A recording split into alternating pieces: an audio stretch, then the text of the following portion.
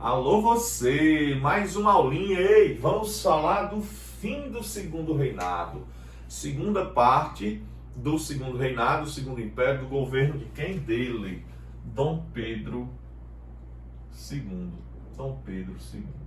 Gente, a primeira aula já lançada, vocês já assistiram, nós tratamos de economia, de política e de modernização. Hoje nós vamos tratar de quê?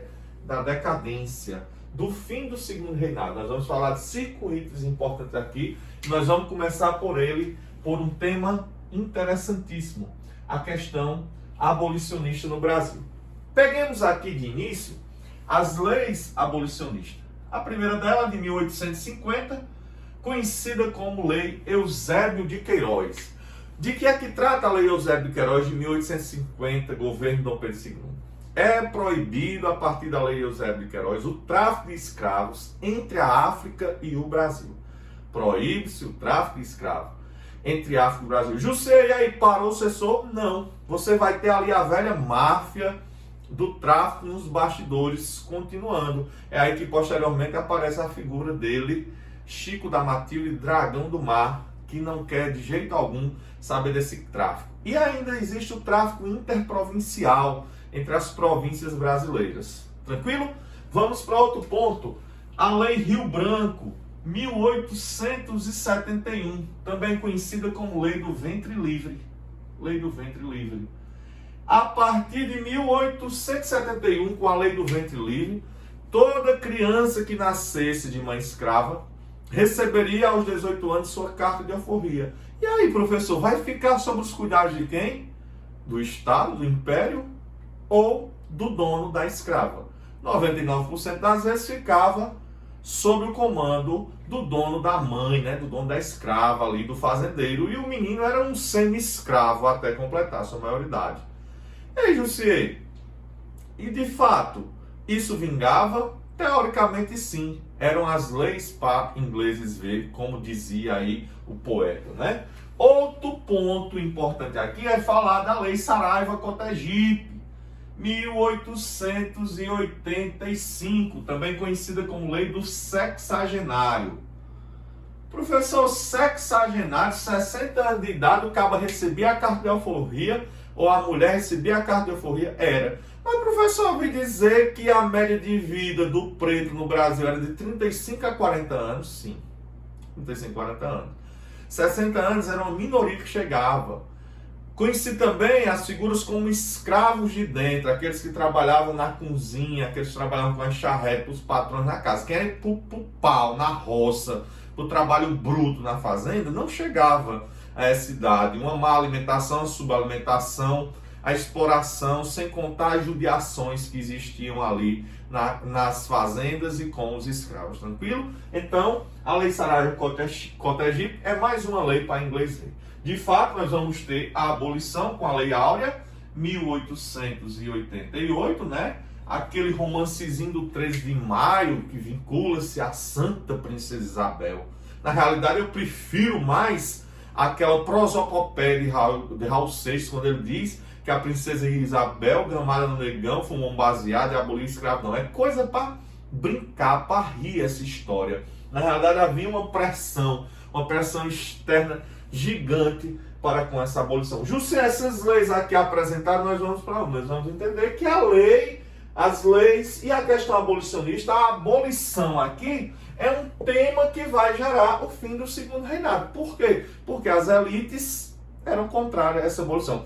Ei, presta atenção, detalhezinho aqui. Ceará em pauta. Ceará em pauta. Por que o Ceará em pauta? Porque o Ceará, ele faz esse projeto de abolição antes mesmo do Brasil. 4 anos antes, 1884, região de redenção, libertação dos escravos, né? O estado do Ceará não tinha tantos escravos, não tinha tantos cativos, nós não tivemos uma mão de obra vinculada à produção canavieira, à produção aurífera ou à produção do café. Aqui se tinha poucos escravos, aqui se tinha muito uma produção ligada ao algodão de minifúndio familiar, a questão do vaqueiro e poucos escravos. Nós somos pioneiros. A luta abolicionista do Ceará foi forte. Chico da Matilde figura importante, né? Outros intelectuais também lutaram pela abolição no Brasil, como alguns que vão se vincular à padaria espiritual, que nós vamos tratar aqui mais na frente, em uma aula sobre o Ceará no século XIX, em História do Ceará. Beleza? Então fica aqui essa dica importante, né? A abolição vinculada ao Ceará e esse pioneirismo. Não é só o Ceará, não. A região da Amazônia também vai se inspirar no Ceará e vai abolir antes do Brasil inteiro. Bora pra cima, né? Então, tratando aqui da questão abolicionista, vamos falar do Manifesto Republicano, né? O Manifesto Republicano, um manifesto liberal, um manifesto elitista, um manifesto em que traz a elite do Rio de Janeiro e São Paulo, que posteriormente vão criar o Partido Republicano Paulista e o Partido Republicano Brasileiro, uma ideia de que é a vez de criar uma república. É a vez de criar uma república. É uma vez de modernizar o Brasil, de acabar com o absolutismo, de acabar com a monarquia. Mas na realidade posta brasileira, queria se trocar quem domina o Brasil, como sempre é assim, em qualquer lugar do mundo, em qualquer parte da história, né? Outro ponto aqui que nós temos que tratar é a questão religiosa. José, o que é a questão religiosa? Primeiro, precisamos lembrar da Constituição de 1824, que eu já falei aqui na aula sobre o primeiro reinado. Você se lembra da questão do padroado está em lei, e a questão do beneplácito está em lei também. Que é isso, José? Padroado e beneplácito. O regime do padroado é vinculado, lembre-se que pela Constituição de 1824, o Estado brasileiro tem uma religião oficial, Igreja Católica Apostólica Romana, e o imperador, pelo regime do padroado, é quem nomeia os membros que vão compor os cargos da hierarquia da igreja. Quem nomeia é o imperador, porque quem paga o salário é o imperador. Quer dizer, eu sei que a igreja não tinha essa autonomia? De jeito nenhum. A igreja não tinha essa autonomia. Quem nomeava pelo sistema do padroado era o imperador Dom Pedro II. O regime do beneplácito era o seguinte: quando o Papa ele emite uma bula, uma lei que é universal, que é para o planeta Terra inteiro, para todos os continentes, Dom Pedro, pela força do beneplácito, ele dizia se aquela lei, se aquela bula papal ia ser praticada ou não no Brasil. Meu Deus do céu, então quem mandava na igreja aqui era o imperador Dom Pedro II. Sim, ele dominava a política, dominava a economia e dominava de fato a igreja também. Ele tinha todo o poder. Inspirado aí no grande Napoleão, era José? Não era inspirado em Napoleão não. O que ele leu foi muita gente, não era só em Napoleão não. Ele era astuto e intelectual. Chegou novinho ao poder e aprendeu a jogar o jogo. Por isso ficou 49 anos no poder. 49 anos no poder, Dom Pedro II. Então ele tem o poder do padroado, de nomear os funcionários da igreja, de beneplácito, dizer se aceita ou não o que o Papa diz. E aí alguns bispos, principalmente em Olinda e na região do Pará, vão contradizer Dom Pedro e vão obedecer uma bula papal que bate de frente com a maçonaria. E aí gera essa crise que até hoje existe essa rivalidade entre maçonaria e igreja católica. O que é que vai acontecer? Não havendo de fato uma conciliação entre Dom Pedro e o Papa, os bispos vão tornar-se indivíduos presos. Os bispos vão ser presos no Brasil, mostrando aí a força de quem? Do imperador Dom Pedro. Essa questão vai passar por 4 anos sem problema, e esses bispos só vão receber aí a sua liberdade a partir de um acordo entre Dom Pedro e o Papa, pacificando aí essa situação. Mas gerou aí uma ferida gritante e uma cisão na igreja. Os partidários na igreja de Dom Pedro e os partidários da própria igreja e do Papa. Preste atenção que muita gente da igreja anti-maçonaria vai apoiar a luta republicana no Brasil. Tranquilo? Ei, José, os militares? Os militares também vão ficar contra Dom Pedro? Sim.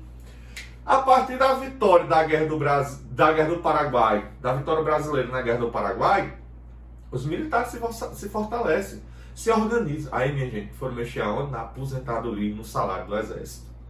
a folha alta, né? Como é que mantém? Meu Deus do céu, mexeram errado. E aí você se lembra de quê? Militares no Brasil influenciados pelas ideias positivistas de Augusto Conte. Quem era o principal indivíduo que estava vinculado a eles? Benjamin Constant, principal militar que tinha essas ideias do positivismo do francês Augusto Comte, né? Essa ideia de cientificismo, de progresso, de mudança, de liberalismo, de república. Então, ali no seio dos militares, uma linha começa a defender a ideia de república no Brasil. E aí vem o quê? A questão dos latifundiários, né? Os latifundiários contra Dom Pedro, depois da abolição, vinculada a crises políticas e econômicas. Você tem todo um grupelho forte, igreja, fazendeiros e exército, contra Dom Pedro II. A marinha vai ficar do seu lado, só que uma minoria da elite também vai ficar ao seu lado. O que é que vai acontecer? Ali na semana de novembro de 1889, a primeira semana de novembro, vão converter alguns conservadores monarquistas, como Deodoro da Fonseca. Ele é convertido naquele mês, gente. Deodoro não era um indivíduo a favor da república, ele era um monarquista, ele era um conservador. Com medo de um grupo libertário, republicanista, progressista, assumisse a causa brasileira, mais uma vez, um golpe dentro do golpe. Dar-se o golpe que se convencionou a chamar de Proclamação da República. 15 de novembro de 1889, o fim da monarquia, e entrega um documentozinho dizendo a Dom Pedro que ele tem 48 horas para sair do Brasil. Foi desse jeito que nós chegamos à República, um movimento elitista, com medo de um movimento libertário, revolucionário acontecer, um movimento conservador assume essa frente e proclama a República no Brasil em 15 de novembro de 1889. Beleza? Deixa o teu like, comenta, compartilha. Encerramos aqui mais uma videoaula. Um abraço desse gordo que vos fala.